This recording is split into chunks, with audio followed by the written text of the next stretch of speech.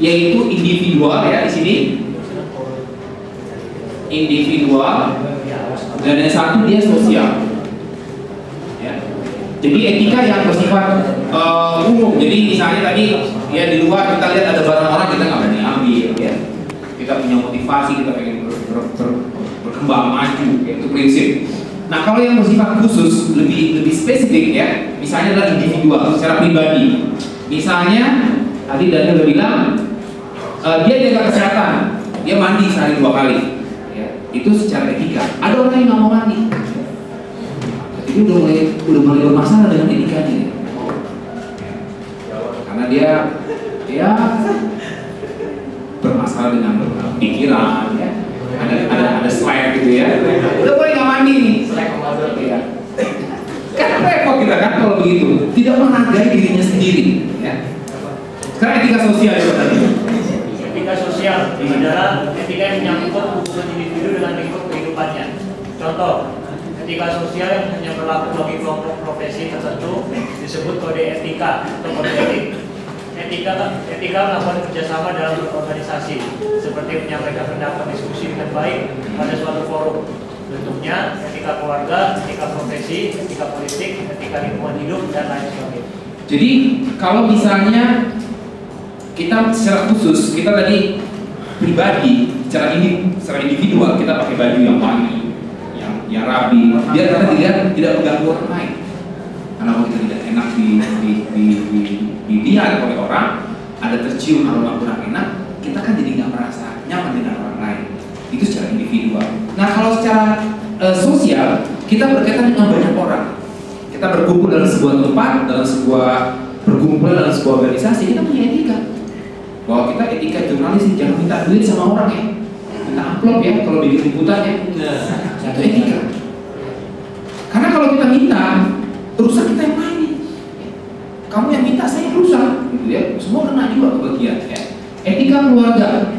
Kalau kita dalam keluarga kita punya etika, nggak boleh pakai baju begini, nggak boleh pulang malam, kasar, tidak boleh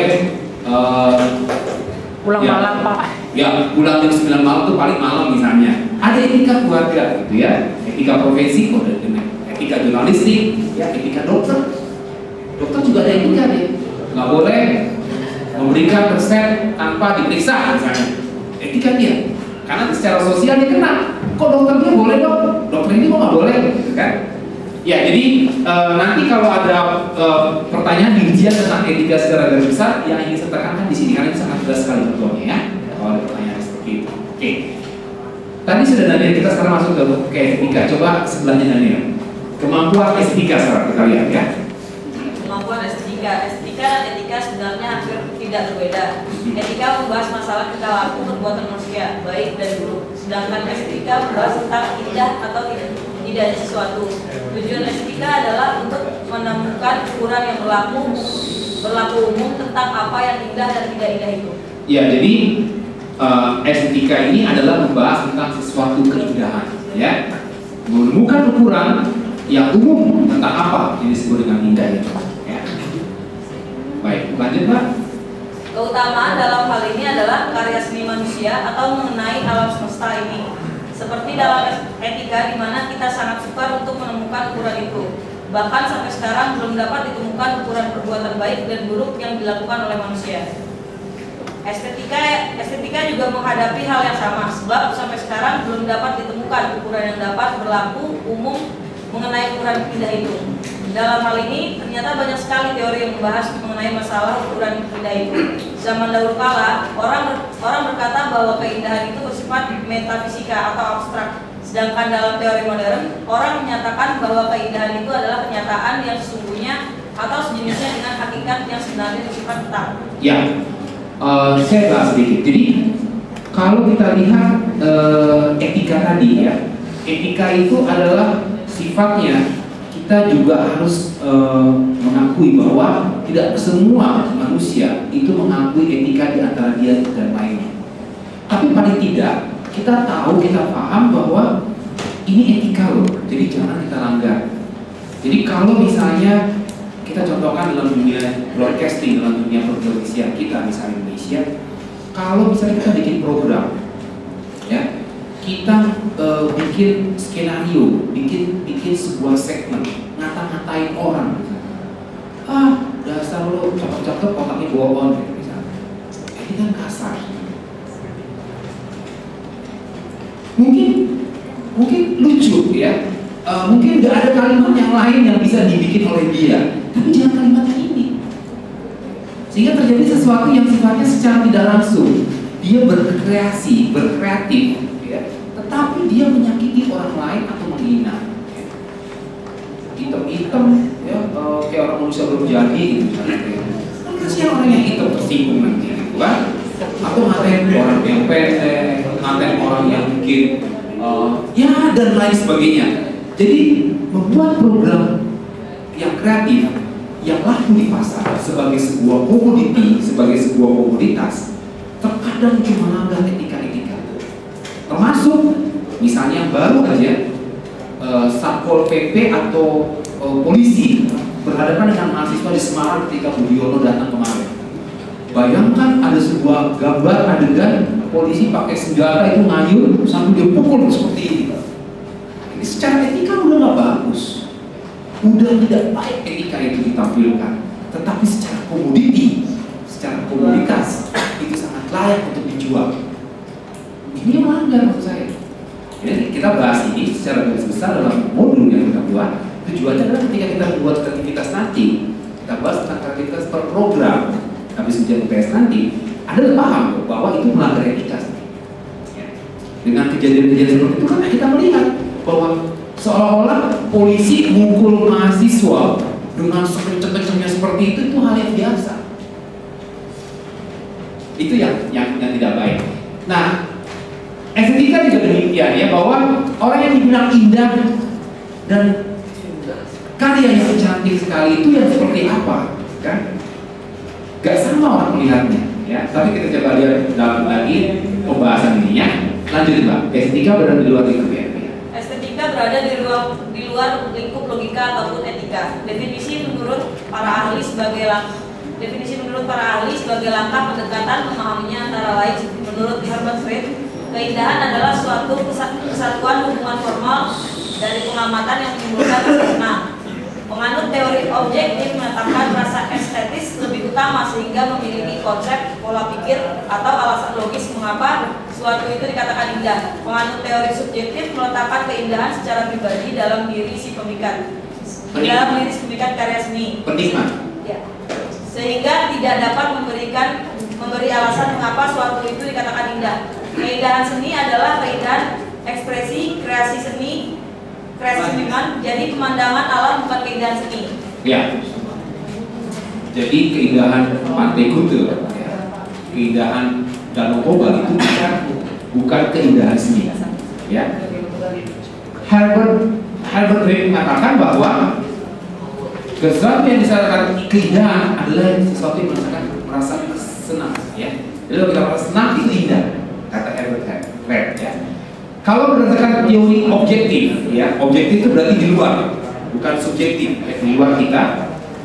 Bahwa rasa estetis, rasa keindahan lebih utama, sehingga memiliki konsep, pola pikir, dan alasan logis mengapa sesuatu itu dikatakan indah. Jadi secara objektif, bukan kita yang bilang. Kalau kita berkarya, orang yang bilang, itu disebut objektif. Pengaruh teori subjektif meletakkan keindahan dari pribadi. Kalau objektif kan di luar, kalau subjektif kan di dalam. Ya. Secara pribadi dalam diri si penikmat karya seni itu, sehingga tidak dapat memberikan alasan ya, mengapa itu dikatakan indah. Pokoknya bagi dia itu indah. Keindahan seni adalah sebuah ekspresi, kreasi seniman. Ya. Jadi itu disebut dengan sebuah seni. Tapi kalau misalnya Danau Toba, misalnya Pantai Anyer, itu bukan sesuatu yang disebut karya seni, ya, tetapi dia adalah sesuatu keindahan yang alamiah, ya. Baik, sekarang kita lihat seni sebagai estetika, ya. Nah, coba sekarang yang lain membaca. Mbak, yang mau jemeh apa? Biar segar ya. Agak mulai ngantuk-ngantuk ya. Mau lihat apa? Oh ya, Udah sering kan? Yang dari baca buat bilang Pak. Jangan Bacanya dari Daniel bilang. Ya padahal teman-teman banyak pengen mendengarkan suara Anda.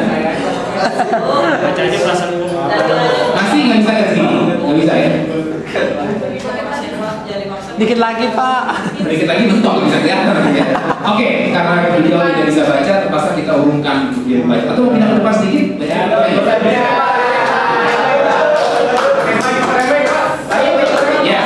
baik. Oke, next time mungkin ya. Pak. Penonton kecewa. Pak, Bapak yang belakang dong langsung baca Pak, masa yang depan melulu. Ya, begini. Nanti pada pertemuan yang akan datang saya sebelum berdepan dia baca. Sekarang kan kita udah mau ujian nih, jadi kita cepat ya. Tidak sampai depan. Ya, nanti ya, kali. Mas coba Mas baca Mas sekarang. Seni dan sebagai seni coba. Seni sebagai estetika.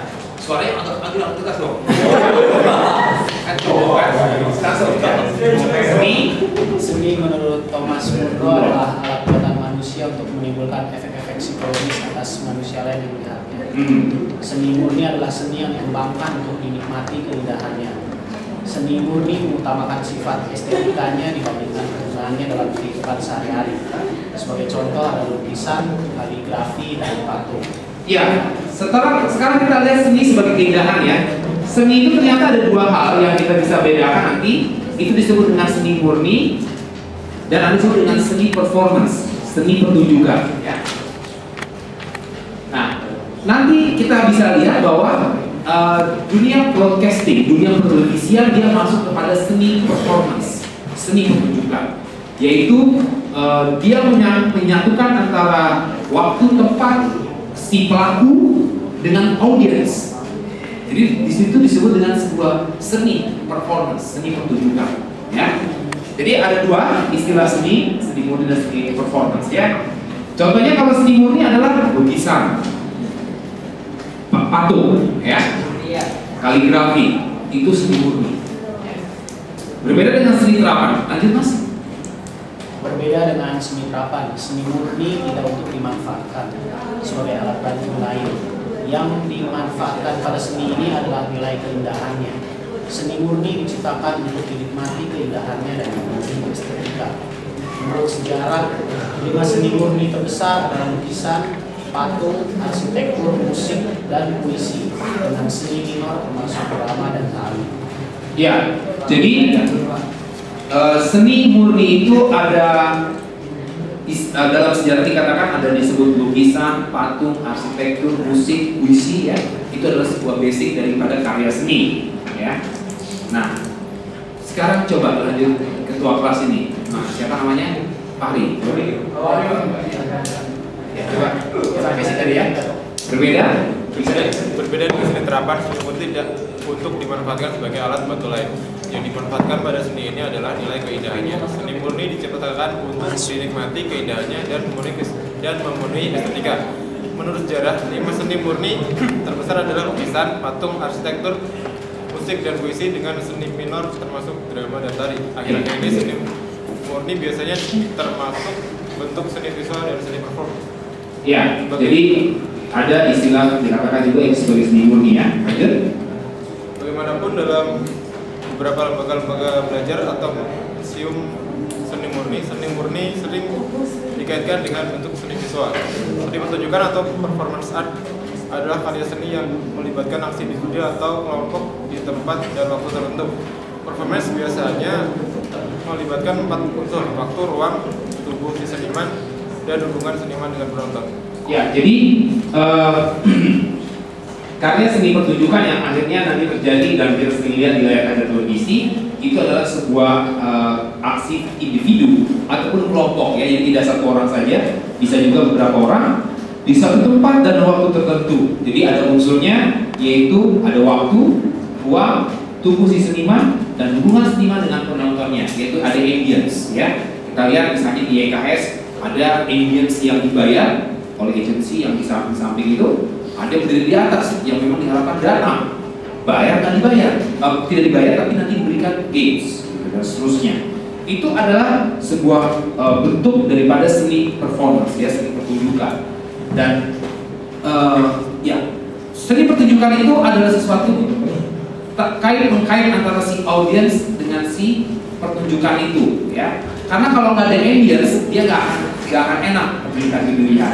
Makanya selalu ada muncul audiens yang bisa juga dikategorikan dia dibayar, ya, seperti di Tukul, talk show, ya, seperti mungkin di Dahsyat juga itu ada dan lain sebagainya, ya. Jadi memang sengaja mereka diciptakan untuk membuat ambience, ya, membuat suasana menjadi seolah-olah meriah, hirup pikuk, ya, alamiah. Itu adalah sebuah unsur daripada seni performance yang mutlak harus ada, ya. Baik, lanjut Mas.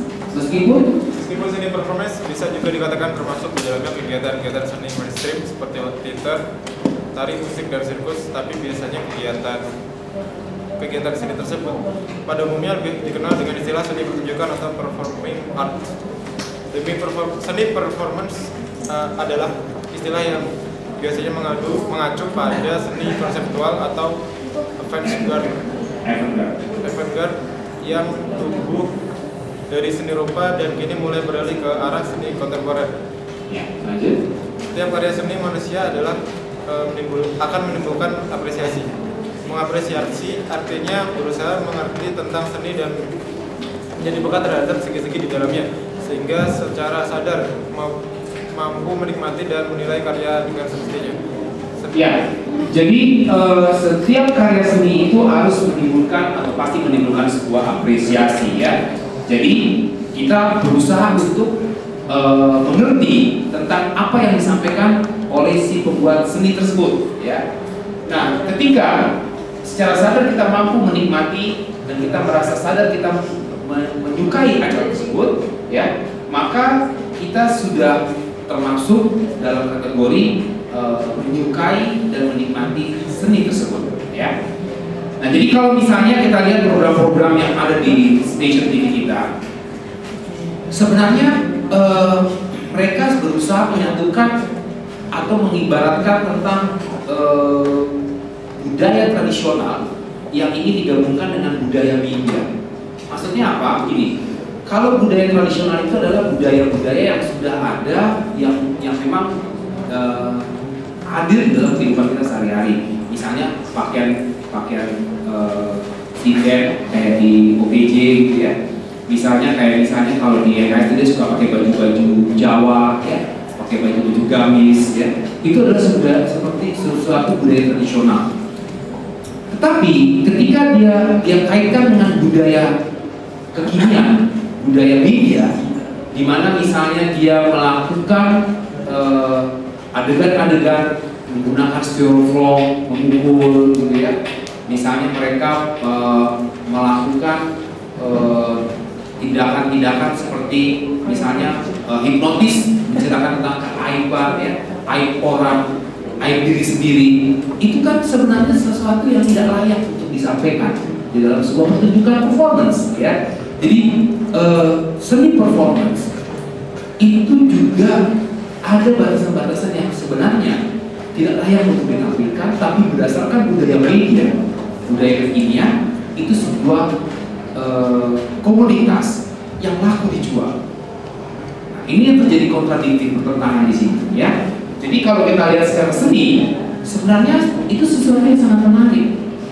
Tetapi kenapa kok mereka membuat budaya-budaya modern, budaya-budaya media dicampurkan dengan budaya tradisional yang lebih vulgar, yang lebih dominan justru adalah budaya medianya. Saya ambil contoh yang lain, misalnya gini. Kita lihat misalnya program kayak Sidul Anak Sekolahan. Kalau kita perhatikan program kayak program Sidul Anak Sekolahan itu adalah sebuah karya seni. Secara etika dan estetika seni, dia masuk membawa budaya tradisional yang bisa dikembangkan dan bisa dinikmati oleh audiens dengan kenyamanan dan keyakinan perasaan yang enak untuk dilihat, tidak menyinggung perasaan orang, tidak menyalahi aturan-aturan estetika dan etika gitu kan, tapi budayanya masuk dengan budaya-budaya Betawi. Dulu juga ada, misalnya Aku Cinta Indonesia, anak ABG pakai baju SMA, dia cinta-cinta monyetnya, mulai muncul di situ, disukai oleh orang, karena emang itu adalah sebuah masa di mana pubertas muncul.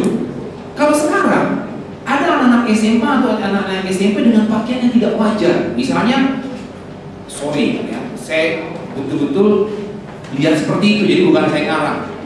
Misalnya dia pakai rok pendek, gimana ya? Ya bohe lah orangnya ya, pakai rok bohai ya, pakai rok pendek, tingginya wah ke depan, ininya dibuka. Terus apa namanya, roknya pink. Itu SMA di mana ya? Cowok juga rok pacarnya pink. Nah, cowoknya pakai celana. Cowoknya pakai celana gitu ya. Cowoknya pakai celana tapi pink. Terus artinya gimana? Warna pink ini yang membuat orang jadi vulgar. Masa sih warna baju sekolah tuh pink? Apa dijis gitu, ada yang nggak tahu ya? Itu dijis melarang lagi. Dijis itu pakai celana pendek, dia pakai baju tank top sekolah. Kenapa dia bilang itu? Karena dia bilang ini bule, sekolah bule. Tapi ternyata dominan orang Indonesia juga, cuma dia ngajar bule.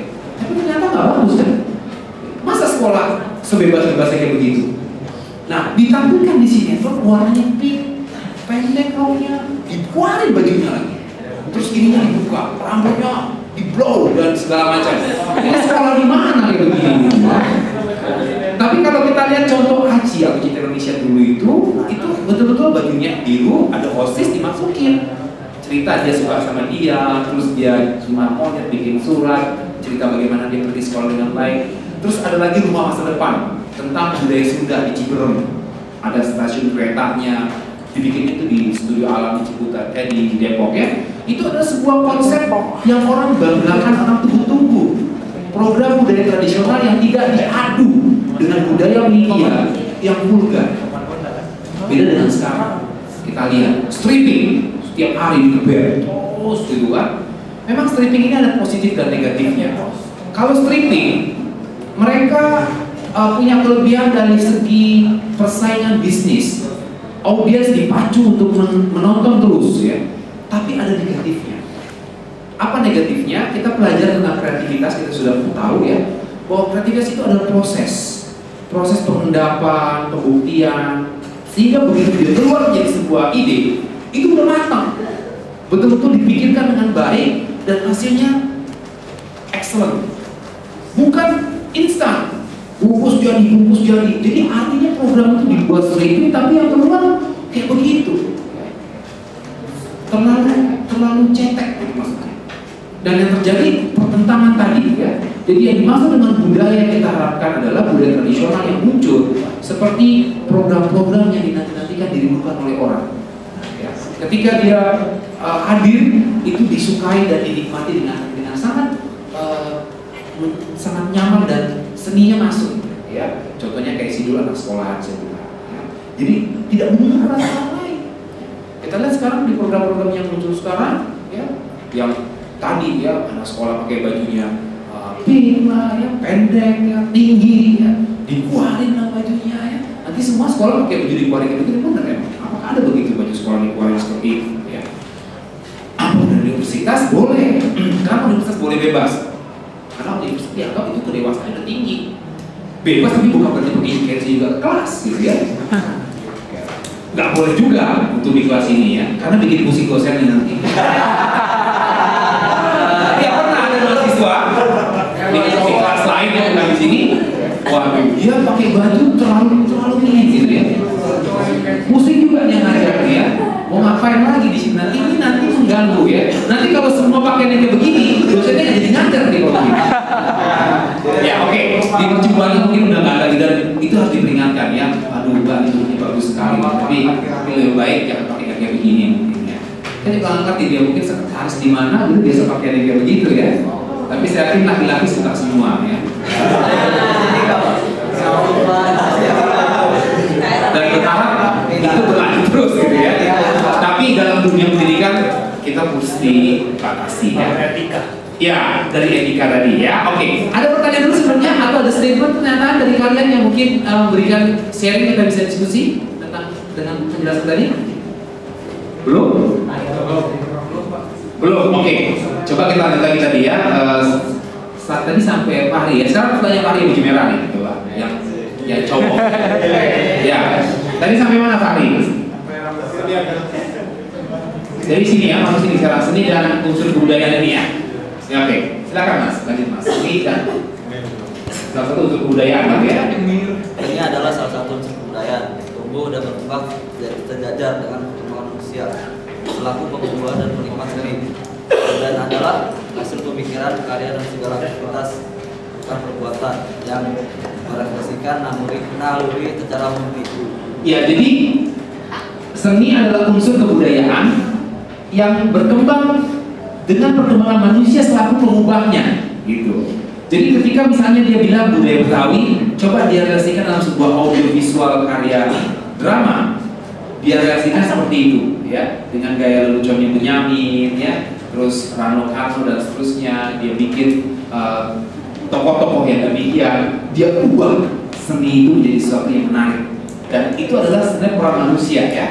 Jadi kebudayaan adalah hasil pemikiran, karya dan segala aktivitas. Nah, kalau nanti disebut dengan kebudayaan tradisional, kebudayaan yang sudah menjadi kebudayaan massa diambil oleh manusia, misalnya tadi Betawi pakai gambang kromong, ya, budaya Jawa pakai gamelan, gitu kan?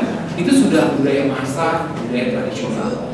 Nah, ketika menjadi budaya yang transaksional, budaya yang masuk ke budaya modern, budaya media, budaya yang kekinian, ini dirubah, tapi dirubah dengan vulgar.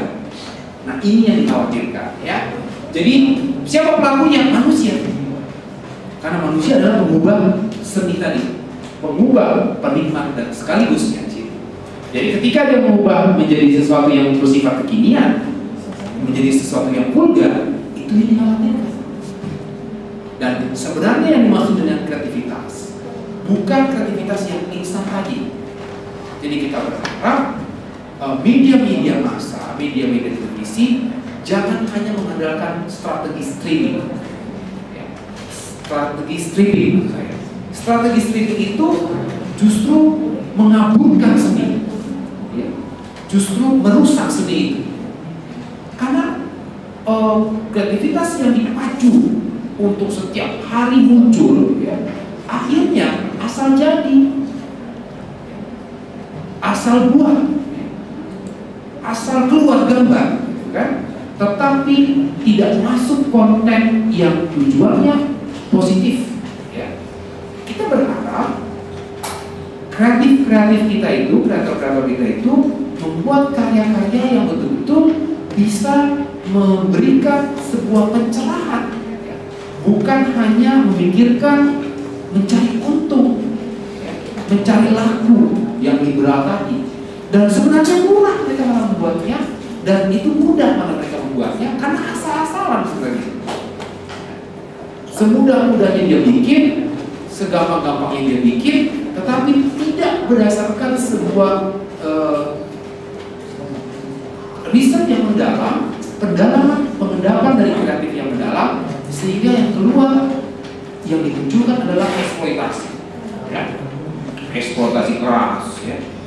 Kekerasan yang verbal, kekerasan yang non verbal, ya. Misalnya dia bilang penggunaan pukulan-pukulan styrofoam, ya. Kan gampang sekali gini kayak begitu, ya. Tapi yang terlihat oleh mata penikmat seni itu adalah sesuatu yang sifatnya keras, ya, kasar, ya. Belum lagi masalah ini apa namanya, pembaruan lingkungan, ya. Jadi apakah styrofoam yang dilakukan, yang dibuat, yang dijadikan mereka sebagai bahan untuk produksi produk tadi itu ramah lingkungan apa enggak? Kan udah rusak dibuang, ya. Itu kan juga membuat ketidakbaikan juga dari segi lingkungan hidup. Ini beberapa variabel saja, ya. Tapi variabel yang penting adalah munculnya di layar kaca, dia melakukan kekerasan yang verbal dan kekerasan non verbal itu mengganggu, menyebabkan audience itu menjadikan sesuatu yang sifatnya jadi biasa kayak gitu. Terjadi sekarang kita lihat orang dipukul-pukulan di jalan, ya. tidak ada yang mau ngalah, gitu ya. Itu sebuah dampak ya, impactnya pasti ada. Baik Mas, lanjut lagi Mas. Seni memiliki nilai estetis tadi ya, indah yang disukai oleh manusia maupun ide yang menggunakan dalam bentuk aktivitas ataupun rupa sebagai lambang. Dengan seni kita dapat memperoleh kenikmatan sebagai akibat dari refleksi perasaan terhadap stimulus yang diterima. Kenikmatan seni bukanlah kenikmatan fisik lahiriah, melainkan kenikmatan batiniah yang muncul bila kita menangkap dan merasakan simbol-simbol estetika dari pengupas seni. Ya, lanjut.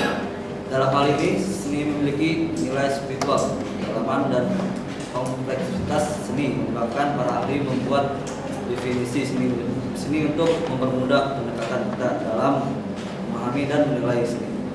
Konsep yang muncul bervariasi sesuai dengan latar belakang pemahaman, penglihatan dan pandangan ahli tersebut terhadap seni. Ya, jadi seni ini mempunyai kedalaman dan kompleksitas ya. Jadi mempermudah kita bahwa kita masih bisa memahami sebuah seni tersebut ya.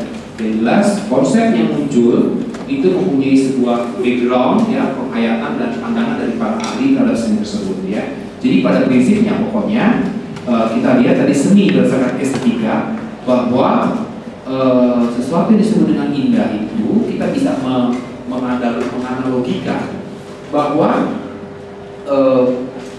pasti dia akan membawa budaya tradisional, budaya masa dengan budaya kekinian dalam bentuk seni performance. Nah, orang bilang itu indah, orang bilang itu menarik, orang bilang itu bilang kreatif, itu adalah sesuatu yang memang diusahakan oleh para kreator-kreator tersebut. Tetapi yang kita khawatirkan sekarang ini adalah para kreator kita itu menonjolkan budaya modernnya, budaya kekiniannya dengan unsur-unsur yang negatifnya, yang vulgar. Bukan mengemas informasi dan hiburan dengan sesuatu yang menarik, tetapi memberikan sebuah pemahaman yang membuat kita itu menjadi nikmat, tapi kita mendapatkan pengetahuan. Contoh, misalnya kayak doku drama, kita cerita tentang bahwa wanita yang suka dieksploitasi atau ditekan, dilecehkan dan tidak dihargai di sebuah kelompok masyarakat, itu kita mesti sampaikan kepada mereka bahwa itu salah. Di tengah-tengah kita menyampaikan sebuah kesalahan persepsi tentang wanita di sebuah masyarakat, kita munculkan pemandangan-pemandangan alam. Misalnya di Pulau Nias, bahwa di Pulau Nias itu ada persepsi yang salah terhadap wanita. Kita buatlah program tentang bagaimana bahwa konsep pemahaman terhadap wanita yang salah di Pulau Nias itu. Di situ kita munculkan juga keindahan-keindahan alamnya. Nah, kita tontonkan ke mereka agar mereka sadar. Itu contoh. Tetapi kalau yang kita lihat sekarang ini kan tidak memikirkan apa itu keindahan alam, apa itu keindahan budaya tradisionalnya. Tetapi yang dimunculkan adalah yang sifatnya laku dijual. Ya, misalnya pakai baju sinden, pakai baju adat Jawa, ya, dalam opera Van Jawa. Ya, tapi bentuknya, ya, penampilannya yang glamor dan seterusnya, itu kan mengkaburkan budaya tradisionalnya. Belum lagi kalimat-kalimat yang diucapkan, ya. Jadi dalamnya, wayangnya, sindennya udah ada semua. Itu budaya tradisional, tapi dikemasnya dengan budaya kekinian yang menyampaikan hal-hal yang positif. Itu maksudnya tadi ya. Jadi seni sebagai estetika. Nah, sekarang seni sebagai kreativitas, ya. Nah, coba bayang kacamata di sana bisa baca Mbak? Ya, yang lagi kurang sehat kakinya. Udah saya udah sekarang ya? Iya. Baik, iya. Kecil-kecil tapi suaranya kencang nih.